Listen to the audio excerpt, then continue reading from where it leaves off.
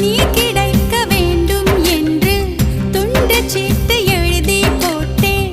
பேச்சியம்மன் கோயில் சாமி பேப்பர் சாமியானது என்ன? கண்ணுக்குள்ள ஓடிய ஒன்ன துரத்த மனசுக்குள் நீ வந்து ஒளிஞ்ச.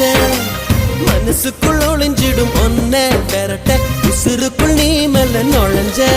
ஓ நீ கொடுத்த கல் கூட செங்கல் சாமியானதையா? ஒரு வார்த்தை சொல்ல ஒரு வருஷம் தயங்கி நின்ன.